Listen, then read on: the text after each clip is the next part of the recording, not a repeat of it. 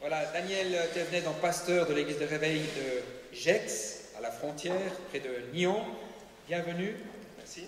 Et on est persuadé qu'il a une parole pour nous ce matin. Et je vais prier pour lui. On va prier ensemble pour lui. Seigneur notre Dieu, nous te bénissons parce que ta parole est vivante. Nous te bénissons parce qu'elle est actuelle. Et aujourd'hui, tu l'actualises dans nos vies, dans cette génération. Et nous te bénissons pour ceux et celles, Seigneur, qui sont appelés à la transmettre par le témoignage ou par la prédication. Nous te demandons maintenant de bénir Daniel au milieu de nous, de lui accorder ton onction par le Saint-Esprit et de lui donner le pouvoir transmettre cette parole que tu as mise sur son cœur pour chacune et chacun d'entre nous. Gloire te soit rendue, Seigneur. Amen.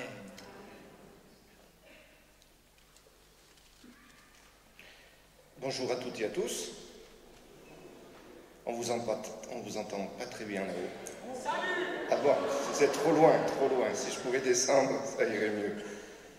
Voilà, c'est un plaisir d'être ensemble pour cette journée. Et on va passer quelques instants autour de la parole de Dieu. Alors, vous inquiétez pas, j'ai cette Bible.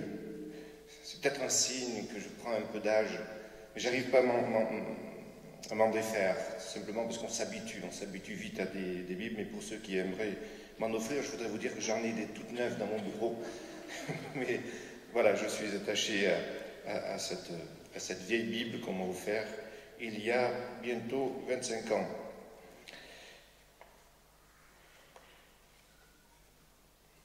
Jésus aimait beaucoup se promener sur le chemin de Jéricho. Il y avait là, à 3 kilomètres de Jérusalem, non pas la Chaux-de-Fonds, mais une petite bourgade qui s'appelait Béthanie. Jésus avait ses attaches, des attaches très profondes, puisqu'il y avait à Béthanie la maison de Lazare, de Marthe et de Marie. Jésus aimait bien s'y retrouver, s'y reposer, et c'est aussi là qu'il a fait un de ses miracles les plus prodigieux remarqués dans les évangiles. Et c'est dans cette bourgade de Béthanie qu'il les amena. C'est ce que nous dit Luc. Il les amena vers Béthanie, puis il leva les mains et les bénit.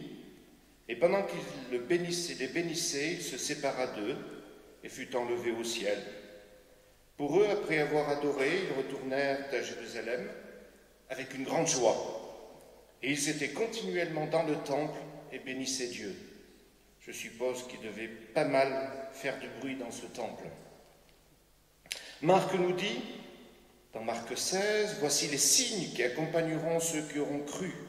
En mon nom, ils chasseront les démons, ils parleront de nouvelles langues, ils saisiront des serpents, s'ils boivent quelques breuvages mortels, il ne leur fera point de mal, ils imposeront les mains aux malades, et ceux-ci seront guéris. » Le Seigneur, après leur avoir parlé, fut enlevé au ciel, et il s'assit à la droite de Dieu. Et ils s'en allèrent prêcher partout. Le Seigneur travaillait avec eux et confirmait la parole par les signes qui l'accompagnaient. Et nous avons évidemment le texte des Actes des Apôtres qui nous rapporte ceci. Après, on peut dire déjà au verset 7, verset 8, « Mais vous recevrez une puissance, celle du Saint-Esprit, survenant sur vous, et vous serez mes témoins à Jérusalem, dans toute la Judée, dans la Samarie et jusqu'aux extrémités de la terre. » Après avoir dit cela, il fut élevé pendant qu'ils le regardaient, et une nuée le déroba à leurs yeux. Et comme ils avaient les regards fixés vers le ciel pendant qu'ils s'en allaient, voici que 2 hommes en vêtements blancs se présentèrent à eux et dirent, « Vous, Galiléens, pourquoi vous arrêtez-vous à regarder au ciel? Ce Jésus qui a été enlevé au ciel du milieu de vous reviendra de la même manière dont vous l'avez vu aller au ciel. » Et quelques versets plus loin, il nous est dit qu'ils étaient tous d'un commun accord et ils persévéraient dans la prière. Et cette expression d'un commun accord revient régulièrement. Nul doute que ce fut pour les apôtres une surprise. Vous avez remarqué dans les évangiles que les disciples avaient la faculté d'oublier ce que Jésus disait, peut-être que ne voulait-il pas toujours entendre ce qu'il avait à dire, En tous les cas, ce jour-là, vers Béthanie, Jésus les bénit, leur dit ce que nous venons d'entendre. Ces dernières paroles parlent de la venue du Saint-Esprit, du don du Saint-Esprit, parlent de la mission que doit remplir l'Église. Et puis un événement incroyable se produit. Tout d'un coup, il se lève. Il s'élève et il monte, il monte. Ils ont les yeux fixés là-haut, ils regardent. Nul doute que ça devait être quelque chose de magnifique. Vous n'auriez pas voulu être là? Non. Jésus s'enlevait, comme ça partir, flotter, monter. Des nuages sont venus, une nuée, probablement la Shekinah, l'a emporté et voilà, il est parti. Vous savez, les disciples n'ont pas été conviés à tous les miracles dont Jésus a été l'objet lui-même. Jésus a fait beaucoup de miracles, mais on sait qu'il y a au moins 3 miracles qui ont été directement donnés par Dieu pour Jésus. Il y a d'abord la naissance miraculeuse de Jésus, les disciples n'étaient pas là. Il y a eu ensuite la résurrection, et les disciples n'ont pas été invités à voir sortir Jésus du tombeau. Par contre, pour l'ascension, oui. Et je me suis demandé pourquoi, et quelque part, je me suis aperçu que pendant les 40 jours qui précédaient ce que nous appelons l'ascension, Jésus, depuis sa résurrection, apparaissait, disparaissait, apparaissait, disparaissait. Un coup, il était là, tout d'un coup, il n'était plus là. Les portes, les volets, les fenêtres pouvaient être fermées. Il entrait, il apparaissait et il sortait. Quelque part, les disciples commençaient à s'habituer à ces apparitions. Vous vous rendez compte, vous êtes dans une réunion, vous êtes ensemble, et puis tout d'un coup, Jésus arrive, et puis tout d'un coup, il s'en va. Je crois qu'il fallait un événement marquant pour que les disciples soient impressionnés toute leur vie par le départ de Jésus, un départ qui apparemment est définitif, mais comme le disent les 2 êtres, habillés comme des anges, ce Jésus que vous avez vu monter au ciel reviendra de la même manière. Mais je crois affirmément qu'il devait voir quelque chose qui l'ait marqué. Et si vous étudiez un peu ces versets, vous remarquerez que l'ascension est décrite à la fin de l'Évangile, mais aussi au début des actes. Ce n'est pas une fin, c'est une transition. Ce n'est pas la fin de l'Évangile, mais c'est une continuation. C'est une mission différente que Jésus va commencer. C'est vrai que le mot que nous employons, ascension, j'ai le regret de dire que ce n'est pas tout à fait ça. Ces jours-ci en France, on parle d'un anniversaire, c'est un anniversaire fameux, je pense que vous en avez entendu parler aussi en Suisse, c'est l'ascension du mont Everest. Combien d'années? 50 ans? Il faut du courage. Vous êtes prêts? Il y a le Mont Blanc quand même, il y a le Mont Blanc. Et ce n'est pas le mot qui convient. En fait, les mots que la Bible emploie, c'est « les nuées l'ont reçu ». Un peu de grec, ça c'est pour les étudiants. Upolambano, il a été porté dessus. Acte nous dit, la nuée l'a reçu, l'a pris, l'a accueilli, il fut porté en haut. Il fut reçu comme réceptionné, comme aspiré en haut. En fait, je n'aime pas le terme ascension. Je préfère le terme enlèvement de Jésus, parce que c'est ce qui nous attend. Un jour, Jésus va revenir et il va aspirer, emporter avec lui son Église. Alors je veux commencer à bénir le Seigneur, parce que dans cet enlèvement de Jésus, et non pas ascension, on a l'impression ascension que Jésus a monté, escaladé, et il est arrivé là-haut. Non, il n'est pas arrivé là-haut fatigué. Il a été pris par Dieu, C'est Dieu lui-même qui l'a enlevé. C'est vrai que dans la Bible,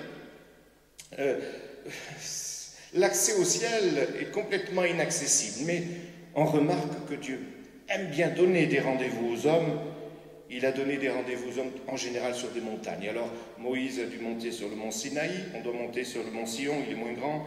Enoch a dû monter. C'est vrai aussi qu'il y a une montée à faire et puis Dieu fait le reste. Gloire à Dieu pour ces moments de rencontre. Lorsque nous faisons un pas vers lui, alors lui, il revient et il fait le reste. Il y a quelque chose de merveilleux dans cette rencontre de Dieu avec son peuple, mais les disciples devaient être impressionnés par ce Jésus qui a été vivant, Jésus homme, Jésus fils de l'homme, et maintenant repris en main par le Seigneur, par son Père. Il va rejoindre son Père, une place lui est préparée, assis à la droite du Père, et maintenant le Seigneur devient le roi de gloire, le Seigneur des seigneurs. Et les anges disent aux disciples, pourquoi regardez-vous, pourquoi restez-vous la tête là-haut dans les nuages? Je crois que c'est une petite tentation des chrétiens, non? Une petite habitude d'avoir la tête dans les nuages. Les anges sont là et ils nous disent, non, vous avez les pieds sur la terre. On a besoin d'être pratique. Et c'est vrai que beaucoup de travail attend ces disciples. En une trentaine d'années, ils vont évangéliser le monde romain et bouleverser cet empire. Et pourtant, moi j'ai envie de monter là-haut. Pas vous? J'ai envie. Et si vous regardez dans l'Apocalypse au chapitre 4, verset 1, il est dit, après cela, dit Jean, je regardais, voici une porte ouverte dans le ciel, telle une trompette, la première voix que j'avais entendue me parlait et dit, monte ici, et je te ferai voir ce qui doit arriver dans la suite. Vous n'aimeriez pas entendre cette phrase? Une vision du ciel, une porte qui est ouverte, et un ange dit, viens ici, viens quelques instants. Un jour, il nous le dira, ce sera pour toujours, mais en attendant, Jean va voir quelque chose. Il va avoir une vision du trône de Dieu, il va avoir une vision de l'agneau de Dieu sur son trône, et il a besoin de cela, parce que avant les chapitres 4, la palisse vous dirait qu'il y a les chapitres 3, non, c'est ça, hein, avant 4, et qu'est-ce qu'il est dit dans ces chapitres? Eh bien, c'est les lettres que Jésus envoie aux 7 lettres, aux 7 églises d'Asie mineure, et dans ces lettres, on remarque que l'Église n'est pas toujours si formidable que cela, que l'Église n'est pas si merveilleuse que cela, et même à l'une de ces églises, Jésus va dire, voici, je me tiens à la porte, et... Vous vous rappelez, non? Vous êtes avec moi? Et si quelqu'un entend ma voix et ouvre, j'entrerai chez lui. Il dit ça à une église. Je crois qu'on a besoin d'une nouvelle révélation de la seigneurie et de la royauté de Jésus.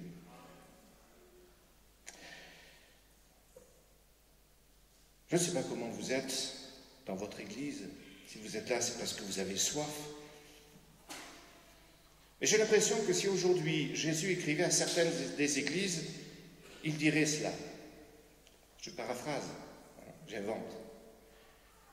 Voici, je suis venu vers toi, vers ta porte, et j'ai même pas pu frapper. Parce que tu sais ce que j'ai vu sur la porte. Vous savez ce qu'il y a dans les hôtels?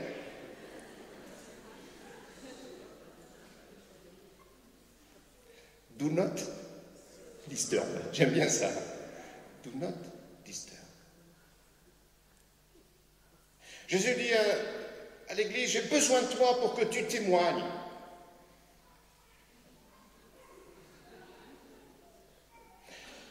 J'ai besoin de toi à la réunion de prière.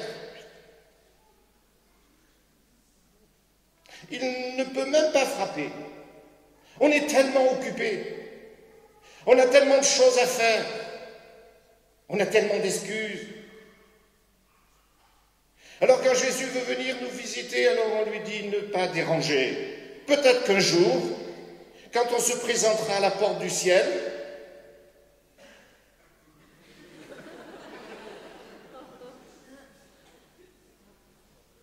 j'espère que non.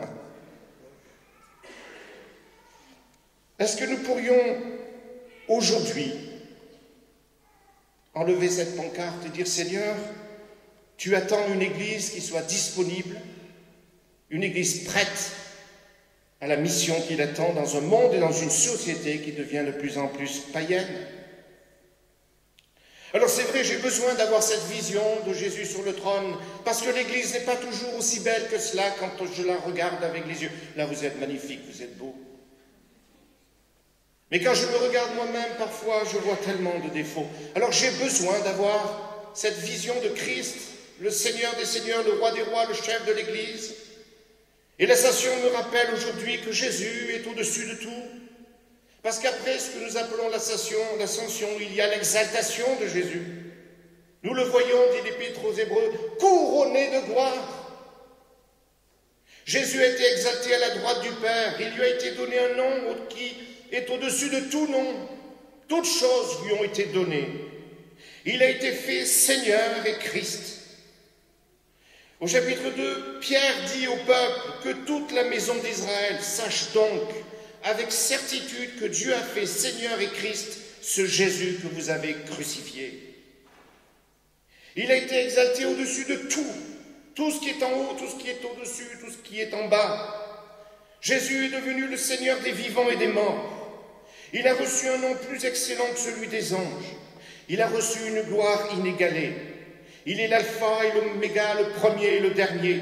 Tout est au pied de Jésus. Les pouvoirs, les puissances, les anges et les dominations ont été soumis à Jésus. C'est mon Seigneur. C'est mon chef. C'est mon ami. C'est mon frère. Et la parole de Dieu nous dit que parce qu'il est assis à la droite du Père, il nous a préparé une place. Un jour nous y serons, mais à l'heure actuelle, vous connaissez ce que dit Paul aux Éphésiens, nous sommes assis aussi avec Christ dans les lieux célestes. Robert Schuller disait toujours, soyez des aigles et pas des poules dans un poulailler. Nous avons besoin de voir les choses d'en haut, d'une perspective céleste. C'est comme cela que Daniel a pu visiter un peu de l'intérieur les lions dans la fosse. Que ces trois copains, ces trois jeunes gens ont pu affronter la fournaise, que David a pu aller au-delà de Goliath, au-devant de Goliath. C'est comme cela que Jéricho a été prise, que Pierre a pu prêcher le jour de la Pentecôte. Ils sont montés, ils ont vu les choses avec le regard de Dieu. On ne fera rien d'élevé ni de haut en regardant en bas. C'est vrai que l'Ascension nous donne aujourd'hui 7 choses certaines, absolument certaines. La première, c'est que Jésus et que Dieu est réellement vivant, ressuscité et emporté au ciel. Nous certifie que Jésus est réellement le Fils de Dieu, que le ciel existe et qu'il est vrai, que l'Évangile est vrai, véridique, et que la grande commission aussi, à laquelle il appelle les disciples, est vraie, qu'il y a une puissance qui est disponible pour le peuple de Dieu, nous assure que nous avons maintenant dans le ciel une aide, un avocat, quelqu'un qui prie pour nous.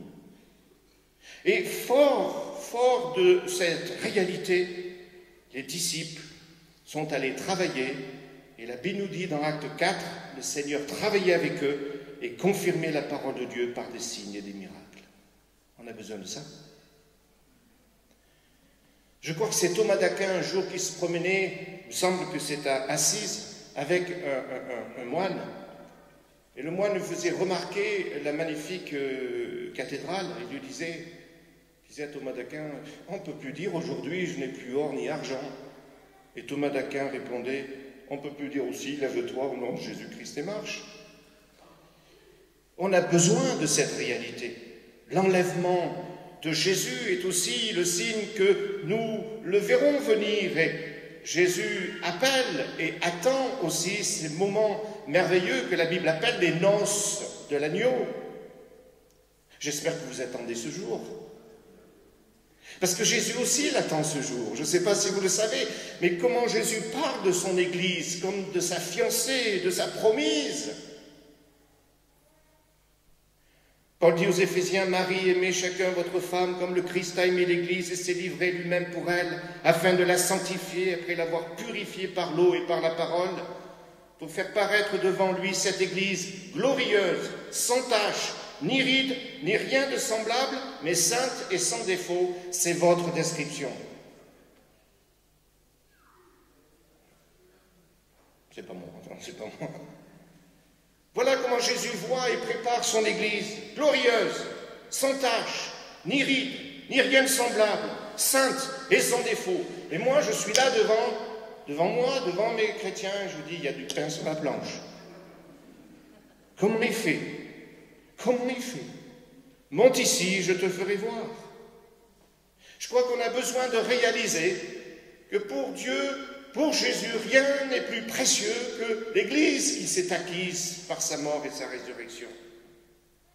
Il est en train d'intercéder, d'œuvrer pour que cette Église vive, se prépare pour ce merveilleux jour de ce mariage. Paul parle de l'Église comme du corps de Christ. C'est probablement un jour sur le chemin de Damas, quand Jésus lui dit « Saul, Saul, pourquoi me persécutes-tu » qu'il a peut-être réalisé que l'Église est vraiment le corps de Christ. Lorsqu'il mettait en prison des chrétiens, lorsqu'il approuvait des meurtres, il ne se rendait pas compte que c'était Jésus qu'il persécutait. Et là, il a réalisé, et c'est devenu pour lui un traumatisme, parce qu'il en parle encore, c'est le plus grand regret qu'il a, j'ai touché au corps de Christ. C'est pour cela que ce message de l'ascension nous ramène aussi à réaliser la dimension profonde et belle de l'Église. Et que ce qui touche l'Église, ce qui touche le corps de Christ, touche aussi la tête. Alors bien sûr, qui est digne d'une telle description glorieuse, sans tâche? Alors je veux quand même revenir sur la terre et vous dire quelque chose. Vous savez, la Bible nous dit que le Seigneur, il choisit les choses folles, faibles et viles. Vous connaissez ce verset? Attendez, c'est encore pire que ça. Ce matin, je veux parler un petit peu aussi aux étudiants de Libetto. Vous priez pour Libetto? Amen. Gloire à Dieu pour ce que Dieu est en train de faire. L'Église a besoin de prier pour Libetto, pour que le Seigneur la fasse grandir encore et développer. Mais vous savez, vous faites du grec, vous dites, mais à quoi ça sert de faire le grec? C'est embêtant. Ben, on va essayer de voir ensemble à quoi ça sert. Fou, en grec, c'est moraino. Vous savez ce que ça veut dire? Crétin. C'est pire. Faible, c'est le mot asthénie, asthénia, asthénique. Et vil, c'est le mot qui est désigné, qui est traduit par laid, comme le vilain petit canard. Voilà. Dieu a choisi des crétins, des asthéniques et des vilains petits canards. Alors si ça vous rassure, c'est ça l'Église glorieuse et merveilleuse. Alors si vous vous dites je ne suis pas suffisant ou autre, si vous dites moi non, c'est pas moi, do not disturb, non. Est-ce que vous êtes amoureux de Jésus? Je dois vous avouer, je dois vous dire que je ne suis pas assez amoureux de Jésus et que l'Église a besoin de revenir et de dire, Seigneur, remplis-moi de cet amour divin pour que j'aime l'Église parce que j'aime Jésus, parce que l'Église est le corps de Jésus. Alors bien sûr, qui est suffisant pour ce programme de transformer des vilains petits canards, des crétins et des asthéniques à une Église glorieuse et sans tache? Qui est suffisant? Certainement pas moi, peut-être certains de mes collègues. Mais Jésus est dit, avant de partir, il dit, attendez, je vais vous donner la promesse. Heureusement qu'il leur a dit ça, parce que sinon il aurait été pris en défaut. Rappelez-vous comment Jean-Baptiste a eu la révélation de Jésus, l'agneau de Dieu. Quand il est venu vers lui, il a dit, voilà, moi je vous baptise d'eau, mais lui vous baptisera d'Esprit Saint et de feu. Et Jésus, il est parti sans le faire. Oui ou non? On aurait pu dire, ça y est, il n'a pas fait son boulot. Vous savez, la plupart des disciples qui vont commencer à venir à l'église, c'est des gens que Jean a baptisés et peut-être des témoins de ceux qui ont entendu Jean baptiser. Lui, il va vous baptiser d'Esprit Saint et de feu. Alors, il ne peut pas partir sans le leur donner. Et il les fait patienter encore un petit peu. Une grand-mère un jour qui disait, avec le Seigneur, l'embêtant, c'est qu'il en fait qu'à sa tête. Nous, on voudrait tout de suite. Non, ils vont encore devoir prier pendant 10 jours et 10 nuits. Mais le Saint-Esprit va venir. Ils vont être baptisés d'Esprit Saint et de feu. Et Romains 8, 26 dit de même aussi, l'Esprit vient au secours de notre faiblesse, car nous ne savons pas ce qu'il convient de demander dans nos prières, mais l'Esprit lui-même intercède par des soupirs inexprimables. Merci au Seigneur pour le Saint-Esprit. Et il est dit aussi dans Corinthiens 3, verset 9, car nous sommes ouvriers avec Dieu et co-ouvriers avec Christ. Le mot ouvrier et co-ouvrier, c'est synergéo. Nous sommes partenaires dans le travail. C'est pas une image, c'est une réalité. Avec le Saint-Esprit, Dieu est avec nous, Jésus est avec nous, nous travaillons ensemble, nous sommes partenaires et ça doit être une réalité. Dieu aime l'harmonie, Dieu aime l'unité, Dieu haït la séparation et la division. La seule division que le Seigneur nous propose, c'est d'être séparés des ténèbres. C'est de dire à Satan, à lui seul, do not disturb, laisse-moi tranquille, au nom de Jésus. Alors la question que je peux me poser aujourd'hui, c'est qu'est-ce que je fais en ce moment avec Dieu, avec Jésus, qui contribue à l'unité de l'Église, à l'harmonie de l'Église, à la paix de l'Église? Qu'est-ce que je fais pour l'extension du royaume de Dieu en collaboration avec le Seigneur? Et là, je veux dire que je suis d'accord avec Paul. On ne sait pas toujours comment prier. C'est pas une tare de ne pas tout savoir. C'est pas une tare. Alors le Seigneur s'attend à ce que nous soyons un petit peu dépassés. Il n'est pas surpris de nous voir limités. Alors j'ai deux solutions. Ou je fais comme si j'étais tout seul, ou alors je fais appel à mon partenaire qui, lui, a probablement la solution. Et c'est là que Paul dit, l'Esprit vient à mon secours. Et je voudrais encore, et pardonnez-moi, faire un petit peu de grec avec mes amis de Libeto. Vous êtes d'accord? Et ensuite, c'est la fin des études, la fin de l'année, on n'y coupe pas. Le mot secours, c'est sun anti lambanetai. Qu'est-ce que je vais faire avec ça? Sun anti lambanetai. Vous voulez m'aider? Ils ne sont pas d'accord? Vous dormez? Sun, ça veut dire quoi, sun? Avec. C'est bon, c'est bon. Je vais quand même pas leur demander ce que veut dire anti, quand même. Sun, anti, lambaneto. Sun, ça veut dire avec. Anti, ça veut dire contre. Et lambanetai, ça vient de lambano. Lambano?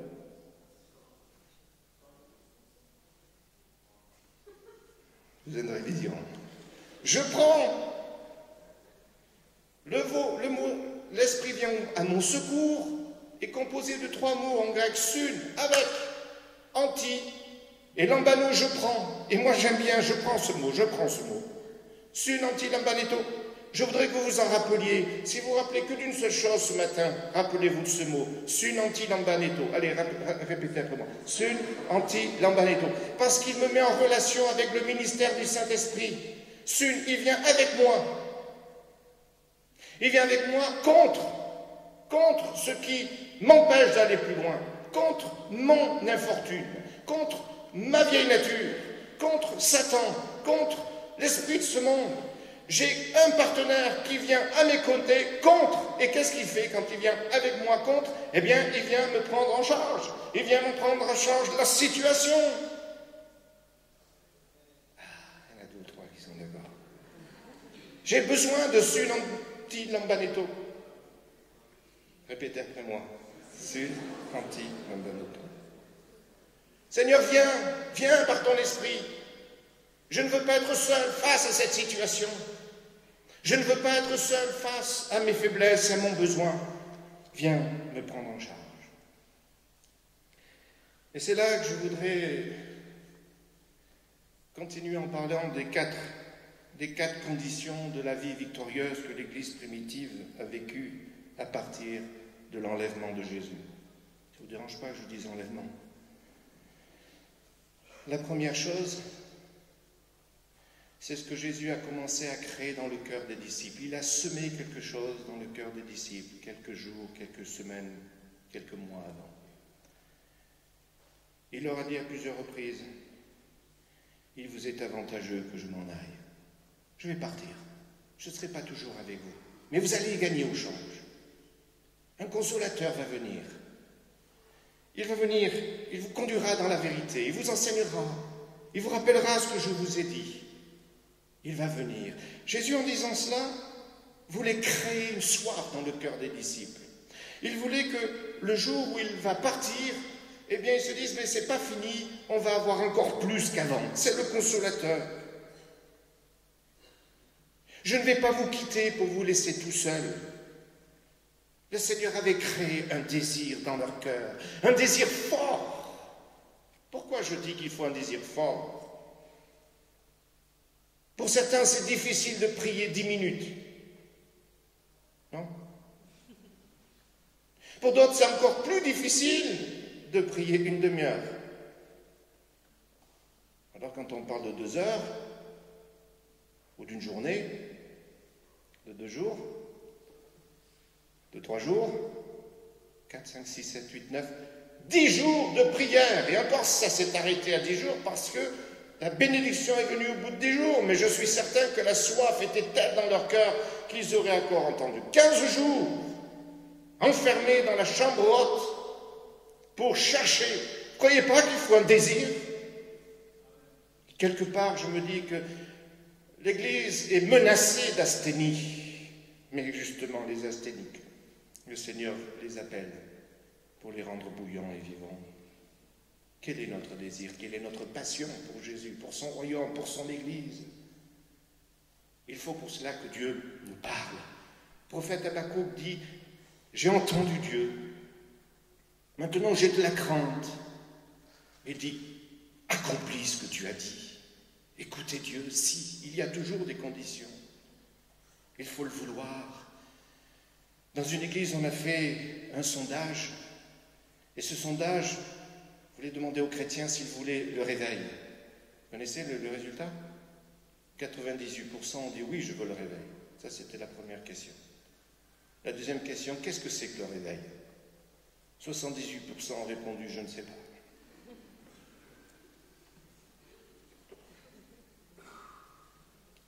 Jésus a dit que le royaume de Dieu est semblable à un homme qui a trouvé dans un champ un trésor. Et qu'est-ce qu'il fait? Il vend tout ce qu'il a, tous ses biens. On nous dit à 6, sa maison, son troisième, quatrième, deuxième, premier pilier, je ne sais pas combien il y en a, il vend tout. Tous ses dollars, tous ses lingots d'or, tout ce qu'il a pour avoir le champ dans lequel il y a le trésor. Ses disciples ont tout laissé tomber, tout, pendant 10 jours pour chercher le Seigneur. Je vous le dis, ils ont entendu Jésus, ils ont eu de la crainte, ils ont pris au sérieux et ils ont dit Seigneur accompli. Maintenant on levait un désir fort. Dans Malachie, Dieu dit au chapitre 3 verset 1, voici j'enverrai mon messager, il ouvrira un chemin devant moi et soudain entrera dans son temple le Seigneur que vous cherchez et le messager de l'alliance que vous désirez, voici qu'il vient. Qui pourra soutenir le jour de sa venue? Quel est celui qui tiendra debout quand il paraîtra? Car il est comme le feu du fondeur, comme la potasse du blanchisseur. Il siégera tel celui qui fond et purifie l'argent, le feu du fondeur. Préparez le chemin du Seigneur. Il vient pour brûler. Nous sommes peut-être en or, mais il y a encore des défauts. Il vient pour enlever et purifier, mais il vient. Le réveil, c'est une purification qui vient parce qu'on a soif, parce qu'on le veut. Est-ce que le Seigneur trouvera cette petite étiquette à la porte de notre cœur? La deuxième condition, c'est l'humilité. Vous savez pourquoi je dis l'humilité? Mais qu'est-ce que fait l'humilité avec l'ascension? Imaginez plusieurs individus, à la fin ils étaient 120, réunis dans une même pièce pendant 10 jours. Vous avez déjà été, ne serait-ce qu'une journée, entre hommes, dans une pièce. Vous savez ce qui se passe au bout d'une journée? Ça sent. Vous avez beau mettre du déodorant, tout ce que vous voulez, on transpire dans une pièce. Vous vous rendez compte, au bout de 8 jours, et il y avait les hommes et les femmes aussi, hein? L'humilité. La Bible dit, si mon peuple sur lequel est invoqué mon nom s'humilie et recherche ma face. Vous connaissez ce passage. Ils ont prié ensemble pendant 10 jours et des nuits. Je vous dis que quand vous restez 2 ou 3 jours avec quelqu'un, avec des personnes et que vous priez, vos cheveux ne sont plus coiffés, vos vêtements sont froissés. Il n'y a plus de quoi être fier et se cacher. Il y a une transparence, il y a quelque chose qui se passe. Peut-être que nous manquons d'humilité parce que nous manquons de communion fraternelle, celle qui nous unit pendant des jours à chercher la face du Seigneur. Nous, on veut tout de l'instantané, hein? On veut du café instantané, du thé instantané. J'ai même vu un jour aux États-Unis quelque chose d'infâme, d'horrible, du vin instantané.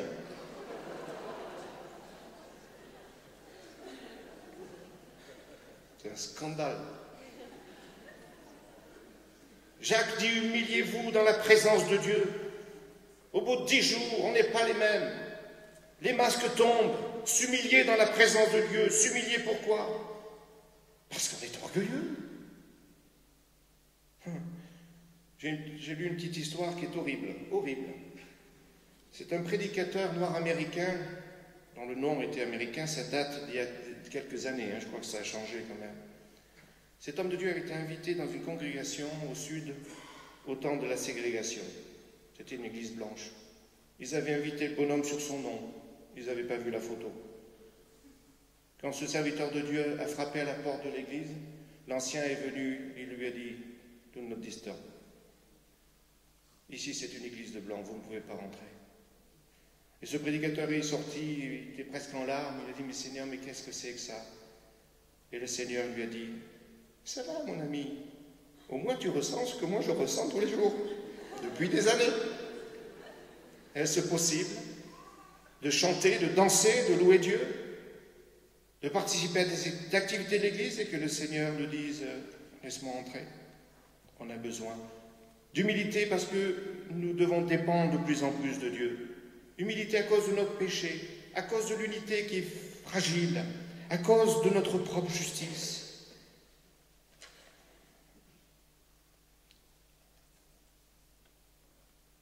Un jour, il y a quelqu'un qui est allé voir un homme de Dieu,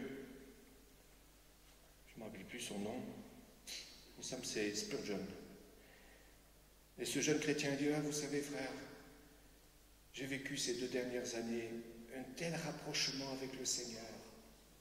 J'ai pu prier, méditer, que je suis arrivé à ne plus pécher. Et Spurgeon lui dit, c'est ça ton premier péché. La 3e condition et conséquence, c'est l'union, l'unité.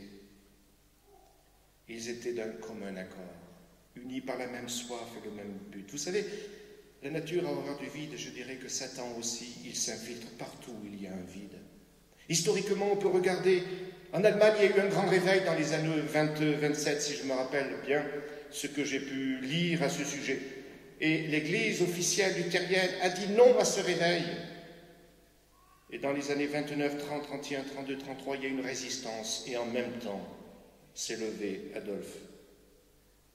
Jésus a dit, tout royaume, toute maison désunie ne tient pas. C'est pour ça que les disciples, ils étaient tous unis ensemble, dans la même voie, discerner le corps de Christ. Le Seigneur a besoin et doit créer en moi un désir pour cette unité. Jésus est levé, il faut réaliser que l'Église, c'est son rêve, c'est l'idée de Jésus, ce n'est pas une construction humaine. L'Église, c'est le plan du cœur de Jésus, c'est le désir de sa volonté. Il a dit, je bâtirai mon Église, c'est l'activité de ses mains et de son œuvre, c'est le résultat de son amour. L'Église est l'objet de tous ses soins.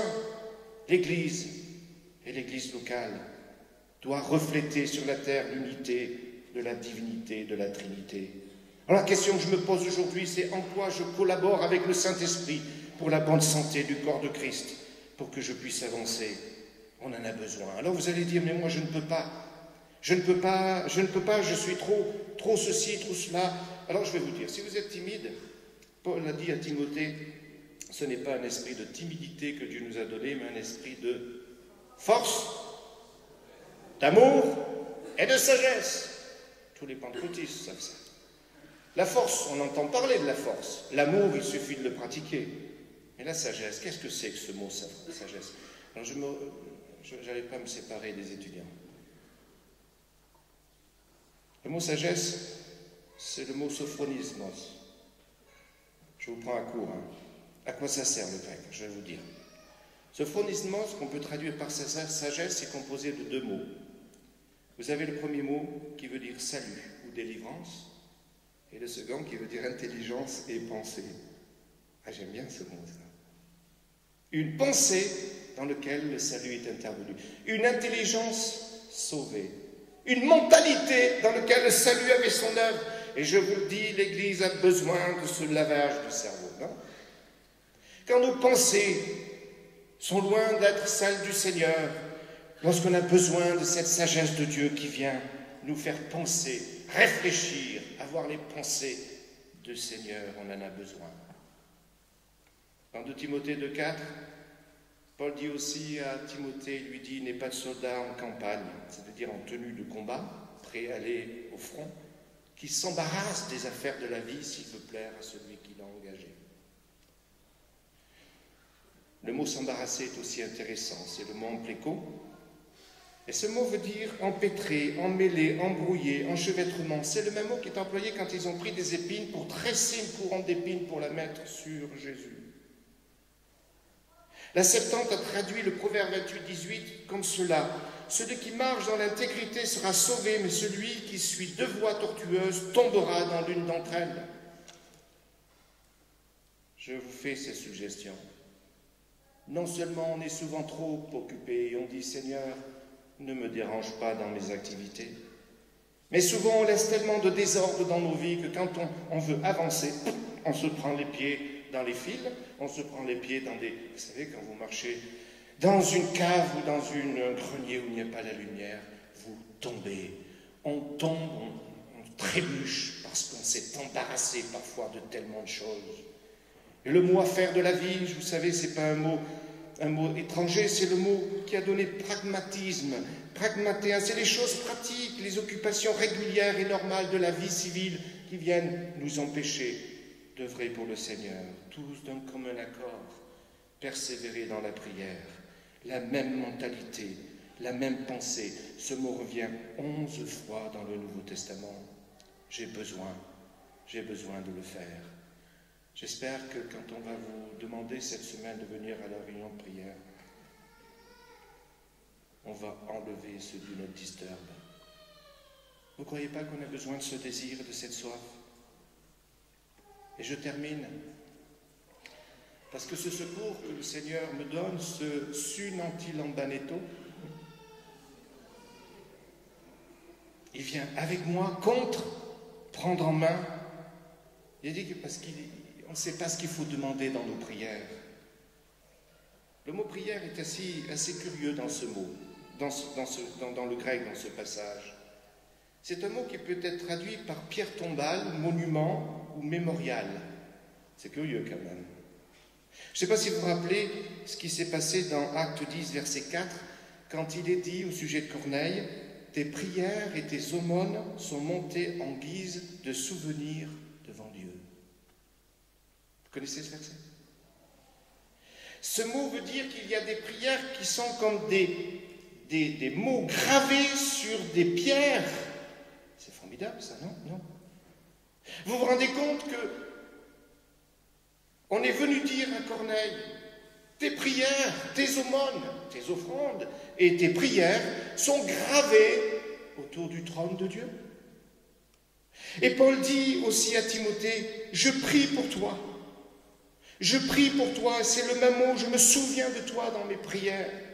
C'est-à-dire qu'au moment où Timothée était dans une circonstance dramatique de sa vie, où il était prêt à tout laisser tomber à cause de la persécution, vient Paul de sa prison à Rome, alors que lui va mourir, et lui dire, écoute-moi bien, Timothée, je me souviens de toi dans mes prières, c'est-à-dire, c'est le même mot, je grave ton nom sur les murs dans la salle du trône, ou si vous voulez, paraphrasons aujourd'hui, je tague ton nom sur les murs de la salle du trône. Je viens vers Dieu et je veux que partout où le Seigneur regarde, il regarde à l'est, à l'ouest, au sud, au nord, partout il voit Timothée, Timothée, Timothée, Timothée, Corneille, Corneille, Corneille.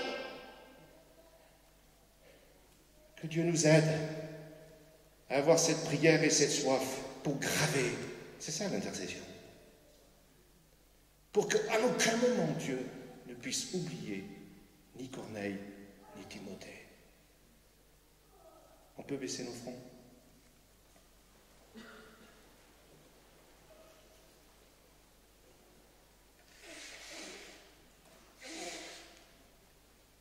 Seigneur, je te remercie parce que en partant là-haut t'asseoir à la droite du Père, tu nous as donné le Saint-Esprit. Je te remercie parce qu'il est celui qui vient avec nous, contre nos manquements, parce que tu es celui aussi qui vient nous prendre en charge. Et je te bénis ce matin, Seigneur, de nous prendre en charge. Et je te remercie de nous aider à avoir soif pour que ton royaume avance. Amen. Merci de votre écoute.